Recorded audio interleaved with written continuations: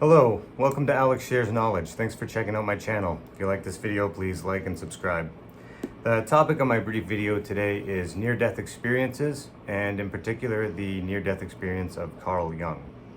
So, near-death experiences are a very interesting phenomenon, and I don't mean just close encounters with death. The term near-death experience, or NDE, refers specifically to a type of phenomenon where a person is clinically brain dead or in some state where there is no brain activity at all, yet they still report or seem to experience vivid subjective experiences inside their mind, and then they're often resuscitated and believe that while they were unconscious they had very intense experiences. So I've been fascinated since I was a little boy, because my father was a firefighter when I was growing up, and he told me a couple of anecdotes about people that he'd resuscitated from heart attacks who tried to talk to him about a white light.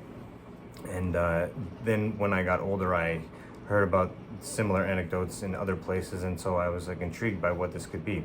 A conventional materialist explanation is that it's just simply hypoxia happening in the brain, which happens usually when the brain has a lack of oxygen. The brain knows it's dying and is shutting down, and it causes like a hallucination or a dream. But there's a lot of problems with that theory, and going beyond that, there's also a lot of very interesting similarities that seem to happen with this phenomenon when it happens cross-culturally throughout time and in different cultures. So there's some very, very intriguing universal elements of these experiences, and it really does make somebody think. Interestingly, the term near-death experience was actually not coined until 1975, when Raymond Moody wrote a book called Life After Life. And he was a doctor that had compiled a list of anecdotes and research based on this after dealing with a lot of patients who had told him their subjective experiences of sometimes during surgery floating above their body and being able to listen to conversations that were happening. And again, a lot of people dismiss some of this as new age woo-woo, although it is actually a phenomenon that has been happening for a very long time. So that term hasn't been popular until 1975, and since then it's become more part of the public lexicon. And as technology has gotten better at resuscitating people, more and more people are having near-death experiences, are reporting them. But if we look in history, the first official near-death experience reported in written history actually comes from Plato in the Republic, and this is in pre-Christian times. And Plato, who wasn't known for telling embellishing fairy tale type of stories, he was usually known for being very literal about everything, talks in the Republic about a soldier who awoke on a funeral pyre, who they had thought was dead and was about to be cremated, and had spoken about vivid experiences of another life or another world while being physically dead. So it does go back to ancient Greece, these stories, and some of the universal not all of these experiences are the same, obviously, but there's a common theme that tends to run through them. Although it's also interesting that these things tend to be influenced by a person's cultural beliefs. So people in Muslim cultures tend to think they speak to Muhammad when they're having one of these. People in Christian country often see Jesus. Sometimes, though, atheists see a religious figure. Sometimes people who are religious just see a ball of white light. Typically, there's a presence like a ball of white light that communicates with them telepathically when they feel like they're still sentient and aware, even though they can often see their body, feel as if they're outside of their body, and look, even observing their body.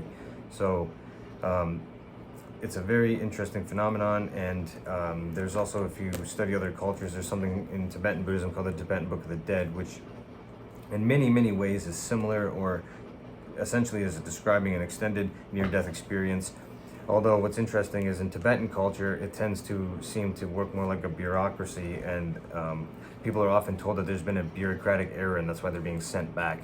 In Western and Middle Eastern NDEs, people are often given a life review where they feel like they can see their entire life history flash before their eyes, and are given a choice if they want to be resuscitated or not. So it's again just a very interesting phenomenon to study, even if you're an atheist, because cross-culturally it's something that's been going on for as long as we have recorded history. Now, I'm also a big fan of the famous psychologist Carl Jung, who, along with Sigmund Freud, is one of the two most famous and influential psychologists in history. A lot of people consider his work outdated. He was somewhat of a mystic. his ideas were not backed up by modern statistical analysis. However, he's absolutely worth studying for sociological reasons and anthropology reasons, even if you're not interested in psychology. So you should check that out. But interestingly, and this is the point of the video today, he himself had a near-death experience in 1940. So well before this was a culturally known phenomenon or had a term for it. And it was near the end of his life, and he felt that while he was sick and in the hospital and very close to death, that he felt his consciousness leave his body, and then it went up into the atmosphere.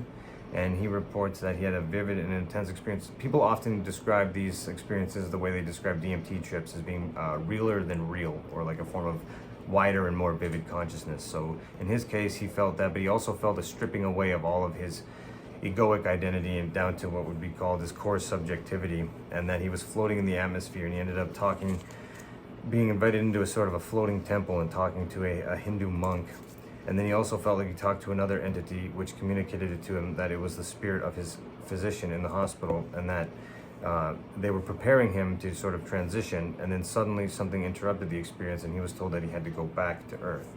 And then he woke up in his body, and he had this overwhelming feeling that his doctor, who he felt that he'd communicated with in a different state, was going to die. And he tried to communicate this to his doctor, and he was really upset about it, and the doctor wouldn't listen. By extreme coincidence, the doctor did succumb to his own illness that he didn't realize was in such a dire state later that day.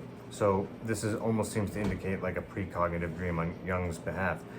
And it also has a lot of the universal traits, according, being told there was a mistake and then you have to be sent back and stuff like that. So I just wanted to make this video because some people might find this to be rather fascinating, especially given the influence that Jung would go on to have in terms of Western thought regarding psychological things like archetypes, and it also, I'm sure, influenced his strong belief that the psyche exists outside of time and space. So this was just something to think about over your morning coffee. Thanks for checking out this video, guys. Appreciate it. Give it a like if you got anything out of it, and I'll see you guys next time.